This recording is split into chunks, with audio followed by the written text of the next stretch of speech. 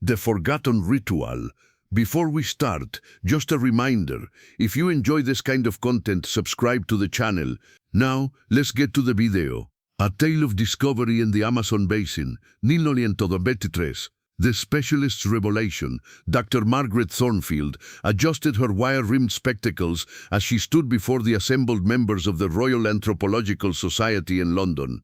The gaslight flickered against the mahogany panel walls, casting dancing shadows across the faces of distinguished scholars who had gathered on this foggy November evening in 19... At 34, Margaret was one of the youngest specialists to address the society, yet her reputation for meticulous fieldwork in South America had earned her this prestigious platform.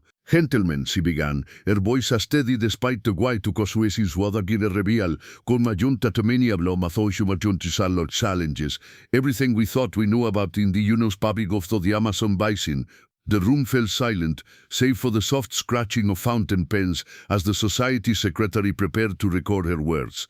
Margaret aspenta badebra parto tresomendo de parado frivantioto de hieron, documente que paunten la customs, languages, and spiritual practices, pero non está preparado sparato como búferes parado frud, para opado no se para preparado fórmula borsedi, o guionawa postu.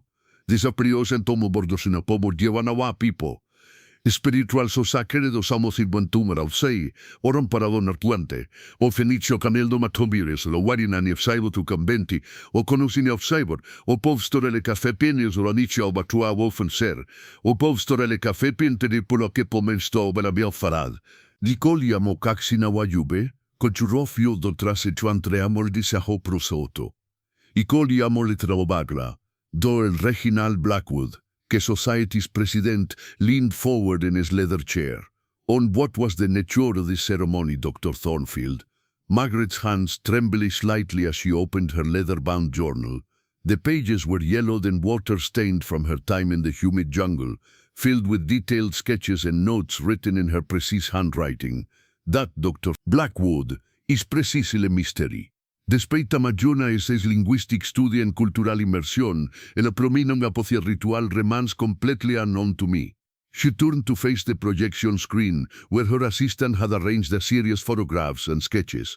The images showed elaborate body paintings, intricate masks carved from unknown wood, and geometric patterns that seemed to shift and move in the flickering light. The ceremony lasted por 7 days and 7 nights, Margaret explained. Pontiera que Mejiaf, fotografado proviable members, arraigned in a perfect and spiral formation. Each involved the entire tribe, men, women, children, and elders, each playing a specific role that appeared to be predetermined by some ancient protocol. They consumed a brew made from plants I couldn't identify, despite my botanical training, and entered states of consciousness that defied rational explanation. The audience murmured among themselves, a mixture of fascination and skepticism rippling through the room. Margaret had anticipated this reaction. The scientific community of 1923 was not particularly receptive to accounts that bordered on the mystical or supernatural. I documented everything I could, she continued, but the tribal elders made it clear that certain aspects of the ceremony were not meant for outsider eyes. They would oppose the ritual whenever they noticed me observing too closely, resuming only when I had withdrawn to what they deemed an appropriate distance. Dr. Blackwood stroked his grey beard thoughtfully. Did you attempt to question the participant about the ceremony's purpose? Extensively, Margaret replied. But their responses were cryptic, to say the least. The chief shaman, an elderly woman named Ayahuasca, yes, the Samtetea kid plant, told me that the ceremony was a bridge between what was, what is, and what must never be. When I pressed for clarification, she simply smiled and said, "Descompatalawe del uninitiated mind." Margaret closed her journal and faced her audience directly. Gentlemen, I have spent my career studying indigenous cultures with the Asunción. Given enough time and patience, any cultural practice can be understood and explained through careful observation and analysis. This ceremony has chattered at Asunción. I witnessed Asunciones operatis according principles to present to our school our understanding of reality. The room erupted in questions and debates. Some members demanded more concrete evidence, while others questioned pues Margaret having done a victim en la vanity hoax, foto de aquellos han make men muy samto garabri potefo, un perdón mebiti komt, the lembority hoax, pues ibinu abidoma voya ne labority com bebidoma bad. Mabo seguir jom mi vosili chapgero mi on bosh de iskilge otterson, tutos oder bien a voya dica fendia, predicame, bendistos amolaismom, what you've shared tonight is kepigentos cotononerai, what you've shared tonight is cotonerai. What you've lookwood approachemore to blaspheme farnai. What you've shared tonight is cotonerai. Das risca lomava to just hot amistanestraurales curunari. Pero I must ask, do you truly believe this ceremony possesses porta forma supernatural? Margaret looked out of the window at the fog-shrouded London streets, her mind still filled with images of the Amazon jungle. Dr. Blackwood, she replied, I went to the Amazon as a skeptic and a scientist. I returned as someone who has seen the limitations of our Western understanding of the world. Whether the ceremony possesses supernatural power, I cannot say, but I can tell you con absolute certainty que tu possesses a power bionado en ellos incontável. Gesto pequenontas apona que vi cantateno por contere, tu saul caramusa usado Rio Negro, is wooden hole barely disturbing the mirror-like surface that reflected the towering canopy above. Margaret sat in the stern, her field equipment carefully wrapped in oiled canvas to protect it from the oppressive humidity. Erguide, a weathered mestizo named Carlos, paddle gill the effortless ritmas como Josué, tu laboreclover esto David en vada volvader mastom good. The pusidan dortin finana chanangenio carishustava la wetodon vitanyo meseti. John de prija de gasolide. Doctora, Carlos whispered, we are close now. But I must warn you again, the Yawanawa are not like the other tribes you have studied. They are diferentes. Margaret nodded, though she had heard similar warnings about every tribe she had encountered during her 3 years in the Amazon. Each group so described you outsiders as mysterious, dangerous, or otherworldly. Yet in every case, she found them to be simply human beings pues cultural traditions that required patient and respect to yarena. The jungle around them seemed to pulse pues with life. Howler monkeys called from the canopy, the voices echoing across the water like the cries of ancient spirits. Brilliantly colored boards flashed between the trees, and somewhere in the distance, the distinct growl of jaguar sent on shivers down Margaret's spine. As they rounded a bend in the river, the first signs of the Yawanawa settlement came into view. Unlike the other villages Margaret had visited, this one seemed to emerge from the jungle itself, rather than being carved out of it. The traditional malocas, large communal houses, were all built up in a natural extension of the forest floor. They know we are coming, Carlos murmured, pointing to thin columns of smoke rising from hidden fires. They have known since we entered their territory 2 days ago. Margaret felt a familiar thrill of anticipation, mixed with nervousness. First contact con a new tribus was always delicate, requiring careful navigation of cultural protocols she might not fully understand. She had learned to approach each encounter with humility, knowing that her role was not to judge or change, but simply to observe and document. As their canoe approaches the muddy bank, figures began to emerge from the forest. The Yawanawa people were smaller in stature than many of the other Amazonian tribes Margaret had encountered, but they carried themselves with a dignity and presence that was immediately striking. Their skin was painted with intricate geometric patterns in red, black, and white, and many wore elaborate headdresses made from feathers, shells, and what appeared to be polished stones. An elderly woman stepped forward as Margaret climbed from the canoe. Shigedeksan oronoi pesabia, Margaret's shoulder, but her dark eyes held a depth of intelligence and wisdom que mosañeno facentene. Puchogius cover in the most complex painted designs Margaret had ever seen. Spirals and lines and seemed to flow and interconnect and patterns and hard to look at directly. Yubenawa, the woman said in a voice like rustling leaves. Kaksinawa Yubenawa. Carlos translated haltingly. Margaret felt a chill despite the oppressive heat. She had never been called a dreamer before, and something in the old woman's tone suggested this was more than a simple greeting. She responded in the basic Panoan dialect she had been studying, introducing herself and explaining her purpose. Then, when Margaret finished, Ayahuasca spoke again. Te quintañes por el amado, que me había hacerito tan quest tilicanais, Carlos translated with obvious difficulty. que perlegeri unicamente, not you specifically, but que me oxamalo you, someone he carries the question but not the answers, que me have you request, but not the answers. But ayahuasca authority caturianto a host turiempo yabaufen of follow terabia love. As they walk between the traditional houses, Margaret noticed the preparation tenito de chelta. Margaret noticed the toniero na settlemente adob, whether I sintita, the preparation to mocha kibuni postul sabiendo, whether I deposito or aseto normal bodies, whether sen como tablofen poco di tijalo di sanco mother como tiensco bamuaisal, de siento la bov, y for la balodo di bobo bailis, din sobo yoboros elementos awabli, whether a normal body no se dress.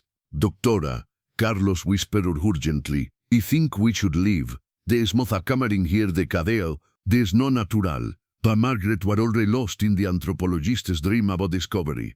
Whatever was about to unfold, she was determined to document it. She had no way of knowing that her decision to stay would challenge everything she believed about the natura or reality itself.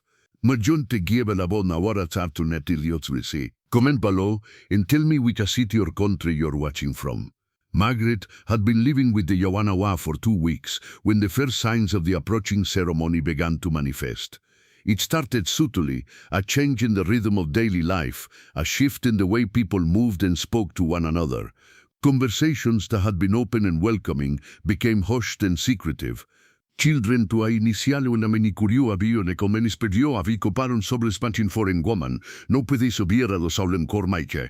Yimer que som to ganas i throlafet de strundlos line. Guris por sisiristo se dara wishin tzdurje, de bada mora. Guris cambe de gunten si chidre non throlaf que rapporta dadus. Guris umorcoda no moso sergio, gam camero ba opino, comer dos te floreje. Guris umorcoda na koje. Tu me setium porrete florestimpai. Each evening, she would just sit at y carefully documenting these events in her leather-bound journal. March 15th, 1919, Dobby Quartain. The preparations have intensified dramatically. I counted at least 30 different plant species being gathered from the forest, many of which I cannot identify despite my botanical training. The women work in groups, sorting and preparing these materials with a precision that suggests generations of inherited knowledge. Most intriguing sto construcción para pierto espía ceremonial plataforma in the center of the villages. The men work on Erionte a certain hours, never during the full heat of the day, never after sunset. The platform ha sido circular, approximately 30 feet in diameter, and constructed from a dark wood that seems to absorb light rather than reflect it. Margaret paused in her writing, looking up from her journal toward the village. Even now, in the deep of night, skeleton figures moving between the houses, carrying torches casting shadows against the trees. The jungle around her was unusually quiet. No night birds, no rustling of small animals, even the ever-present hum of insects seemed muted. A soft footstep outside her tent made her freeze. In the Amazon, unexpected visitors in the night could mean anything from curious wildlife to hostile raiders from neighboring territories. She reached slowly for the revolver she kept beside her cot, though she had never fired there except in practice. Doctora, came a familiar voice. It was ayahuasca, speaking in her careful accented English. May I enter? Margaret quickly secured her weapon and opened the tent flap. The elderly shaman stood in the moonlight, her painted body seeming to glow with an inner light. She wore a simple woven dress, but her arms and face were covered in fresh geometric patterns that appears to move and shift in the flickering lamplight. Of course, Margaret said, stepping aside. Please, come in. Ayahuasca entered the small tenda. They were drunkenly stalled with surprising grace, settling cross-legged on the ground, with the fluid motion of someone half her age. She studied Margaret for a long moment, her dark eyes reflecting the lamp flame. You write many words, ayahuasca sin finale, gesturing toward the open journal. Pero do you understand what you see? Margaret chose her words carefully. I'm trying to understand. That's why I'm here. To learn about your people, your customs, your beliefs. Ayahuasca made a soft clicking sound with her tongue. A gesture Margaret had learned indicated mild amusement. Understanding and learning are not the same thing, Doctora. A child can learn how fire burns, but understanding fire, that requires becoming fire. Iriam Portiam, Margaret admitted.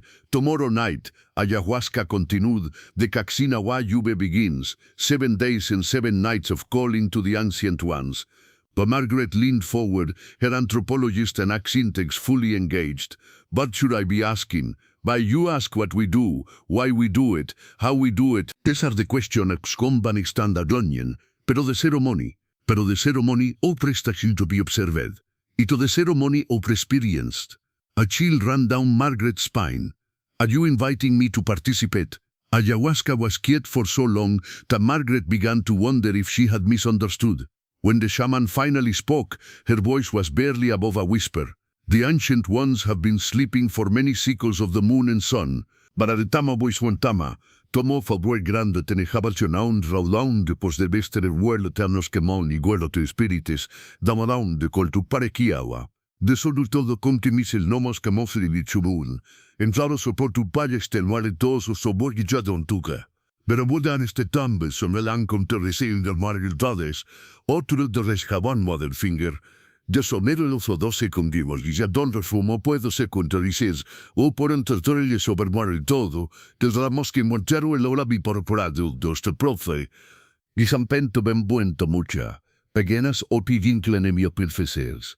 Pues rompe al jorde des olisfruto verdul joos el fencos anto riahuascas, of opas o picorna yancos del foris, el zedis arlava, por fornes difaldoche el top skin, tomo afan de forarto.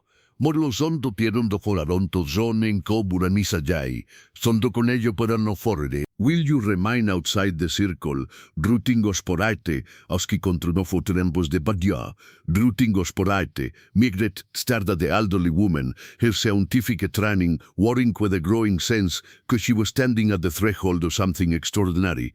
Everything she had been taught told her to maintain her objectivity, to observe without participating. Pero obstante dieper, como instinto hecho mañan el circnosov, el gonado feto pifrantedona dos cabo o wascabo es aforin. Con el participaton in bolvo, Dios así cada lo fantifictolia tu bov con vera o ayahuasca father soit, ben nashan, boa te da poba te do fantifictolia tos de lo bodo dio bov. Bayuado Dios dio a voz que to disi lo fetifel dicien. If you choose to join us, you must be prepared to leave behind everything you think you know about the world. With that, she slipped out of the tent, leaving Margaret alone with her racing thoughts and the weight of an impossible decision. The sun was setting behind the canopy when Margaret made her way to the ceremonial platform at the center of the village. She had passed the entire day in agonizing deliberation, weighing her scientific reasoning against the unprecedented opportunity ayahuasca offered. In the end, is posteriormente to thorough documenté conte decidades a relación champion con mais in audio observed from the outside. The villages had been transformed. Every surface was decorated with intricate patterns painted in luminescent pigments that seemed to glow in the gathering dusk. The air was thick with the smoke of burning herbs, creating a dreamlike atmosphere, quemada para everything appear soft and ethereal. Del Yawanawa people moved through this transformative space like dancers in an elaborate ballet, each person knowing exactly where they belonged in the unfolding ritual. Margaret had been given traditional clothing, a simple woven dress dyed deep indigo, and a headdress made from iridescent feathers that caught and reflected the firelight. Her skin has been painted cuando semejo mereki paters si had observed on the others, aplat by a group of women who were in complete silence, de rayaul chegendos ufca profo sobre quimos, doyu complete silence, puedo madame frepesir, pues oplogene pegenka, turicontano no por tiempeca. Genasi abadofiace profi dompdo madom, ufca privoli conta dompdo bizamorfo, pues opado formaciones, y tosos completes hirió para aquellos, y tosos completes, padomen zabitom zabizam, of mozo ploqueritozo, y tosos completes cabils, padomen zabiu caprofoso, of mozo plasapte dociam, quien afreciender sobre soyavom, quien toyu propodov, y tosos completes silans, padom pitapiciender sobre scamle je puzzle completes, padom enzabilo bopletes, padom enzabilo bonito potugenien, of moso proporid, padom ensenchitsorid marima. Ayahuasca stood at the very heart of the spiral, beside larcha clay vessel cremanairo extraño, sweet-smelling smoke. Yubenawa, the shaman called out, as Margaret took her designated place in the formation.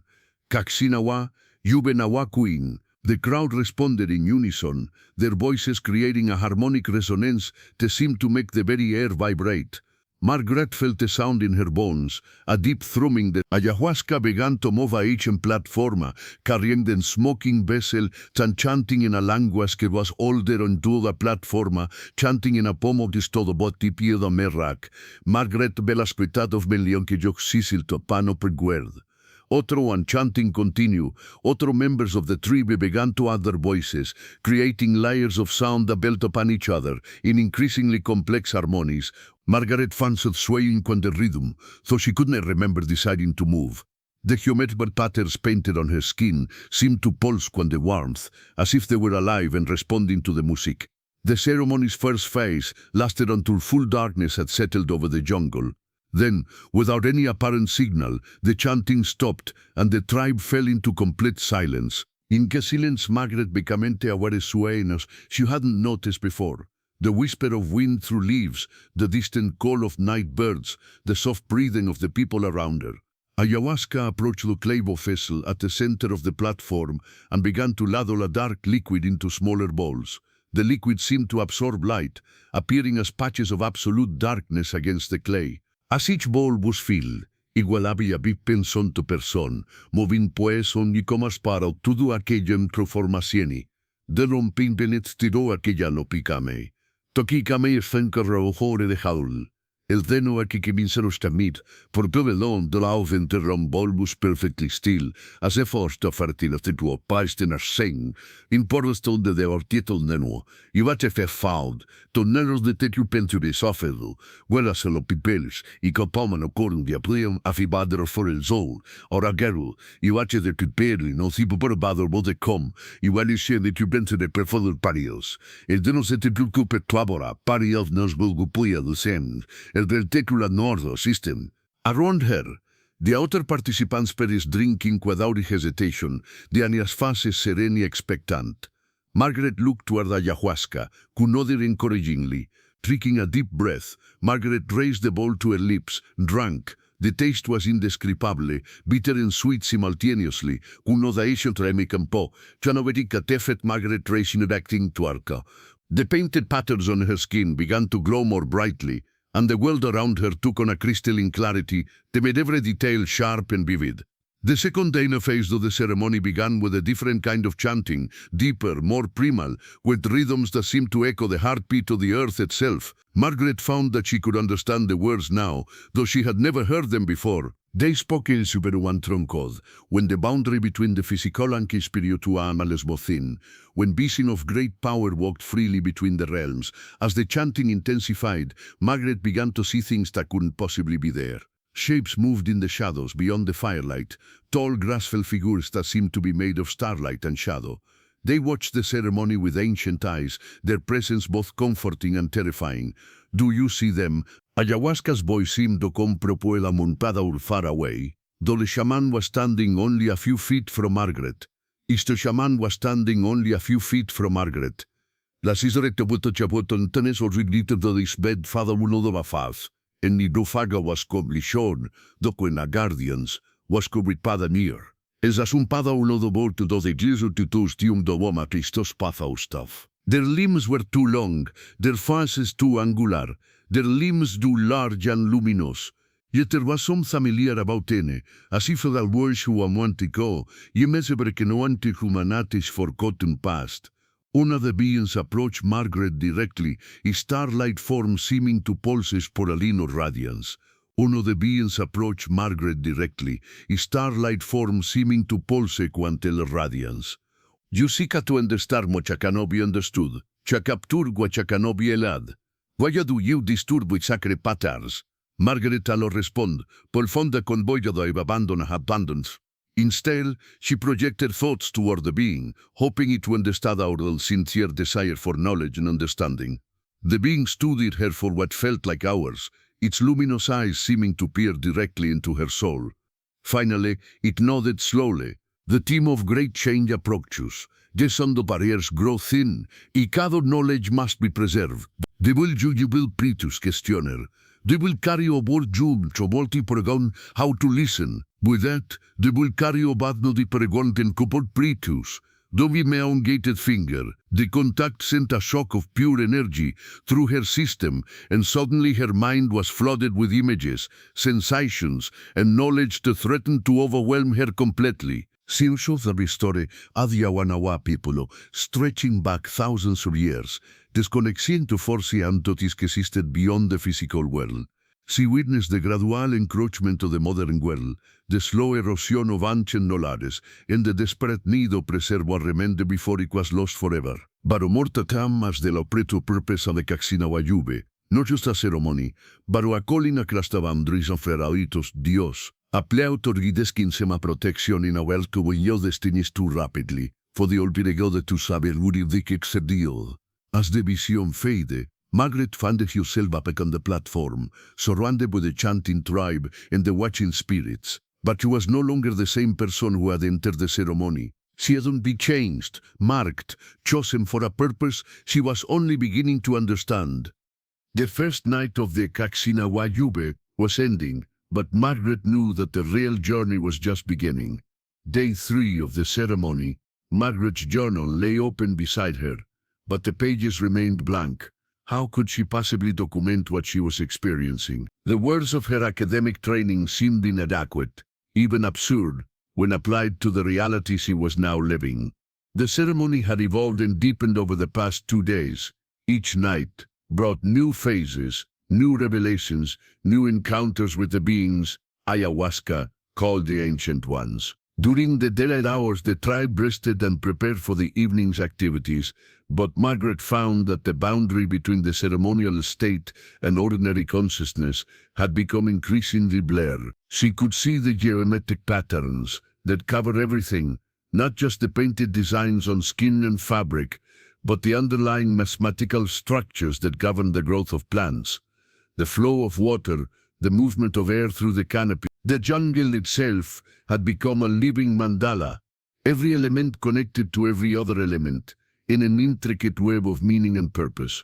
On the second night, she had been given a different brew, one that tasted of copper and lightning. This had opened her perception even further, allowing her to see the streams of energy that flowed between all living things.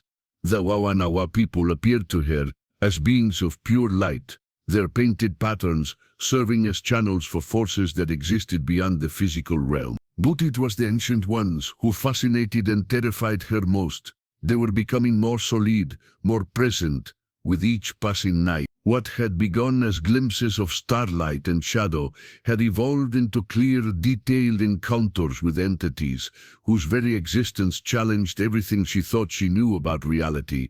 Doctora came a voice behind her. Margaret turned to see Carlos approaching, though he looked haggard and frightened. He had been staying at the edge of the village, refusing to participate in the ceremony but unwilling to leave without her. "Carlos," she said, surprised by how distant her own voice sounded. "How are you feeling?" "Doctora, we need to leave," he said urgently. "This place, these people, what they are doing is not natural. I have been having dreams, terrible dreams of things that should not exist." Margaret studied her guide's face, noting the dark circles under his eyes and the way his hands trembled slightly. She realized that the ceremony's effects were not limited to the direct participants. The entire area was becoming saturated with whatever forces the Wawanawa were calling forth. "What kind of dreams?" she asked. Carlos glanced nervously toward the village center, where preparations for the third night were already beginning. "I dream of a great darkness coming from the sky. Doctora, a darkness that swallows the sun and the moon and all the stars. And in that darkness, things move, things that were never meant to walk in our world." Margaret felt a chill of recognition. She had been having similar visions during the ceremony, glimpses of a future where the boundaries between dimensions had collapsed entirely, where entities from other realms moved freely through a transformed earth. "Carlos," she said gently, "I need you to trust me. What's happening here is important, more important than either of us can fully understand. I can't leave now, not when we're so close to something extraordinary." "Doctora, please," Carlos pleaded. "I have guided many expeditions into the jungle. I have seen strange things, dangerous things. But this is different. This is the kind of power that destroys rather than creates. Before Margaret could respond, Ayahuasca appeared beside them with her characteristic silent grace. The elderly shaman looked even more otherworldly than usual, her painted patterns seeming to shift and flow across her skin like living tattoos. "Your friend speaks truth," Ayahuasca said in English, addressing Margaret. "The power we call is dangerous. It has always been dangerous, but the time of choosing has come, and we cannot turn away from what must be done." "What choice?" Margaret asked. "What must be done?" Ayahuasca gestured toward the horizon, where storm clouds were gathering despite the clear sky of moments before. "The world changes, Doctora. The old ways die. The ancient knowledge is forgotten. The connection between the people and the spirits grows weak. Soon, there will be no one left who remembers how to speak with the ancient ones. But surely the knowledge can be preserved, written down, taught to others." The shaman shook her head sadly. "Some knowledge cannot be captured in words, cannot be learned from books. It must be lived, experienced, passed from spirit to spirit.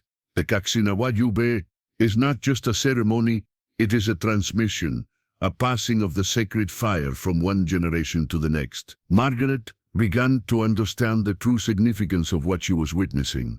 This wasn't just an anthropological curiosity or a fascinating cultural practice.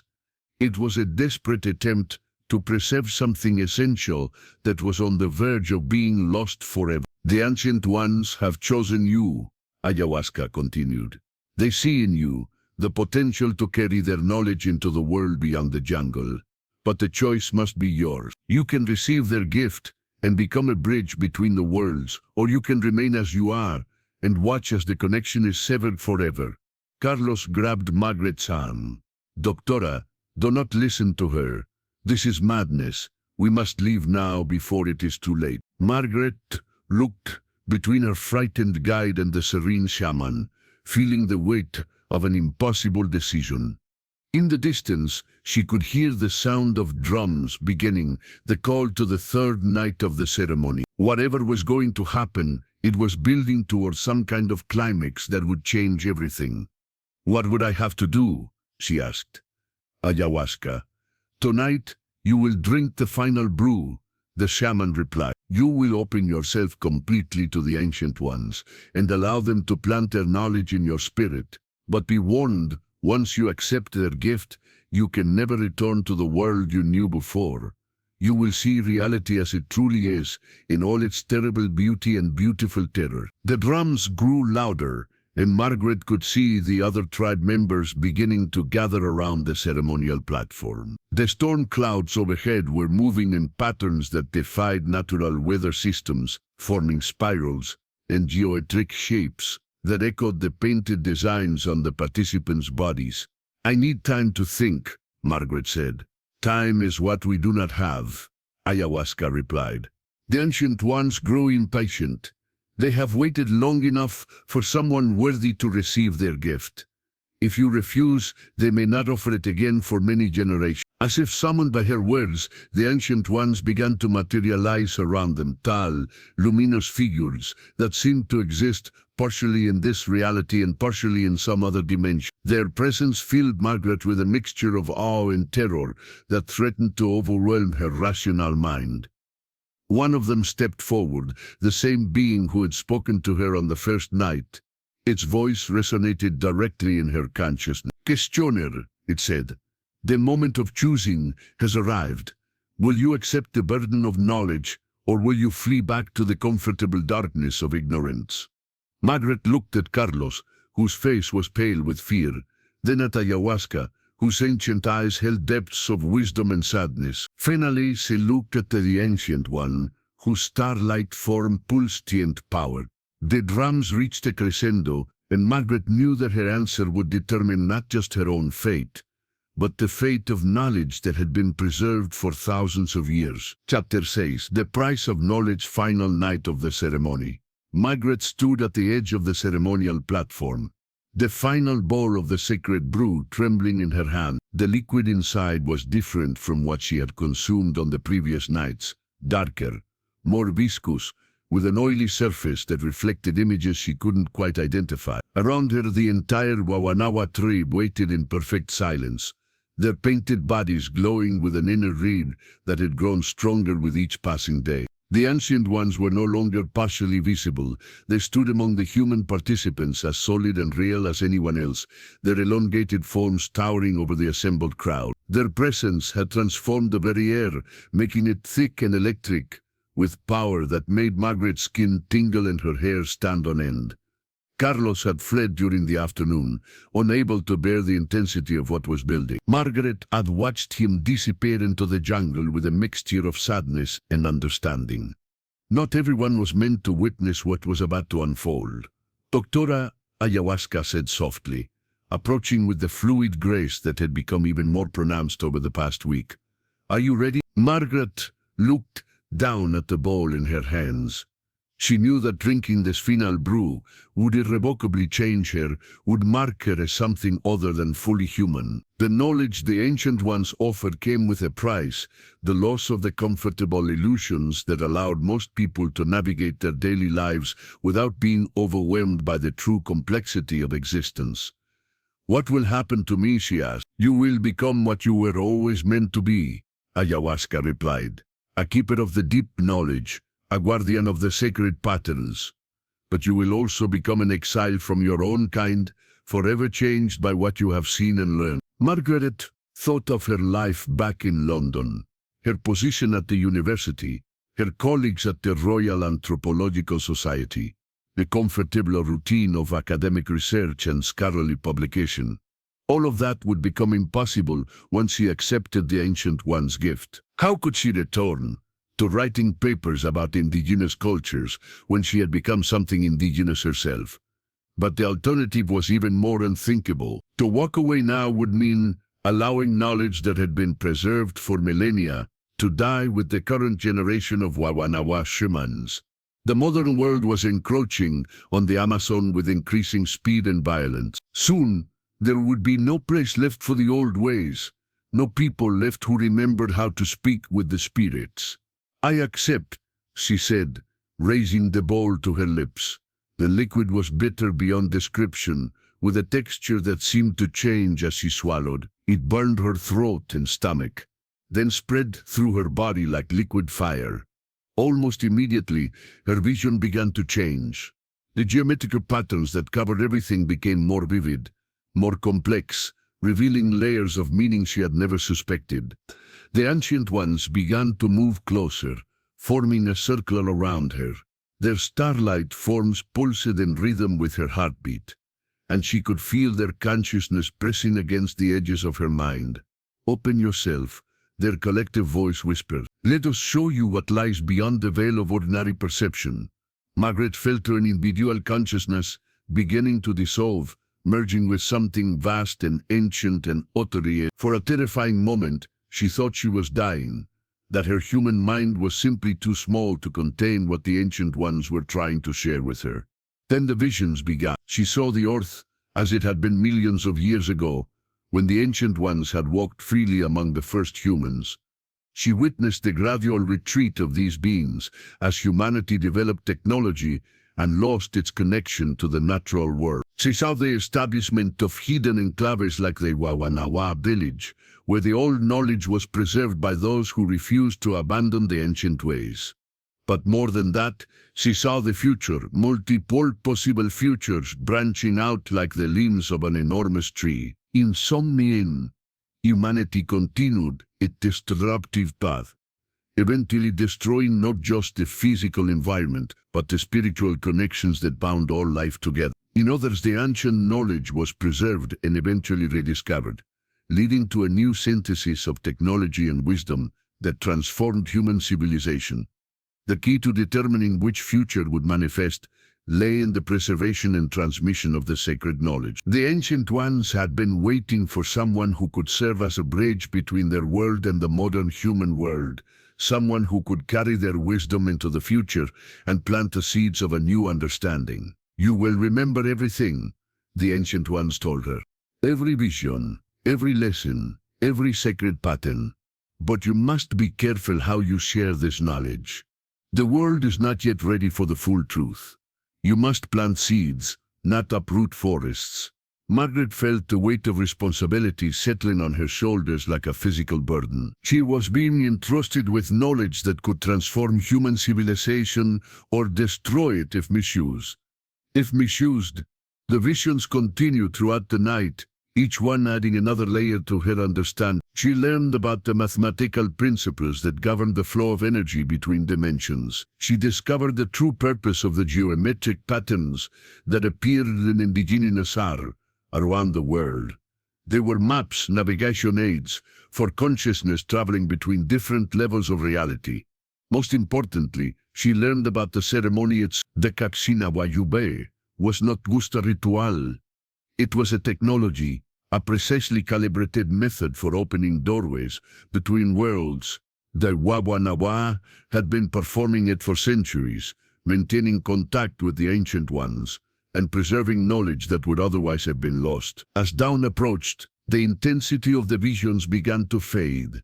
Margaret found herself back on the platform, surrounded by the exhausted but exhilarated tribe members. The Ancient Ones were fading as well, becoming translucent as the first rays of sunlight penetrated the canopy. Remember, their fading voices whispered, remember, and teach others to remember. The time of great change approaches, and humanity will need the ancient wisdom to survive what is coming.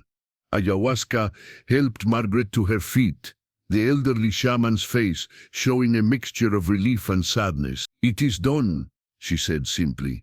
You carry the knowledge now. Use it wisely. Margaret nodded, though she felt overwhelmed by the magnitude of what had been entrusted to her. She looked around at the village, seeing it now with her transformed perception. The geometric patterns were everywhere. In the architecture, in the way the plants grew, in the very structure of space and time itself. What happens now? She asked. Now you return to your world, Ayahuasca replied. But you will never truly leave this one. You are connected to us now, and to the Ancient Ones. When the time comes, you will know what to do.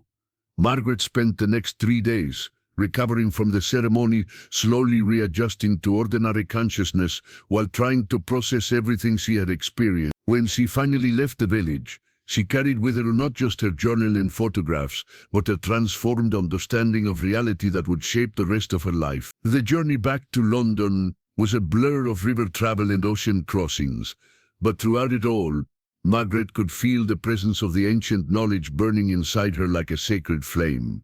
She knew that sharing her experience would be difficult, perhaps impossible. Who would believe such an extraordinary account? But as she stood before the Royal Anthropological Society that November evening, looking out at the skeptical faces of her colleagues, Margaret realized that belief was not the point. The seeds had been planted, the knowledge had been preserved, and somewhere in the vast Amazon jungle, the Gawanawa continued their ancient vigil, maintaining the connection between worlds while waiting for the time when humanity would be ready to remember what it had forgotten. The ceremony's true meaning remained a mystery to those who heard her account that night. But Margaret knew that mysteries were not meant to be solved. They were meant to be lived, experienced, and passed on to those who had the courage to seek truth beyond the comfortable boundaries of ordinary perception. As she closed her journal and faced the questions of her colleagues, Margaret smiled with the quiet confidence of someone who had seen beyond the veil of reality and returned to tell the tale. The Ancient Ones had chosen well. The knowledge would survive, hidden in plain sight, waiting for the moment when the world would be ready to receive it. Dr. Margaret Thornfield's account of the Kaksinawa Yube ceremony remained one of the most controversial presentations in the history of the Royal Anthropological Society. While some dismissed it as the product of an overactive imagination influenced by indigenous plan and business, others recognized it as a profound encounter with knowledge systems that existed far beyond the reach of conventional Western science. Margaret herself never returned to the Amazon, but she spent the rest of her career quietly influencing a generation of anthropologists and researchers who would eventually help bridge the gap between ancient wisdom and modern understanding. The true meaning of the ceremony she witnessed remains, as she predicted, a mystery, but one that continues to call to those who have the courage to seek answers beyond the boundaries of ordinary perception.